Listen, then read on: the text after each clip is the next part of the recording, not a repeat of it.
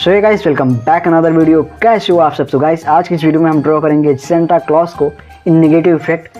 जैसा कि आप सभी को पता है कि मैंने इसके पहले जितने भी नेगेटिव आर्टवर्क्स ड्रॉ किए हैं सब में मैंने पेंसिल का यूज किया है, लेकिन इस वाले आर्टवर्क में मैं पेंसिल एंड कलर पेंसिल दोनों का यूज करूँगा। So let's start without wasting any time.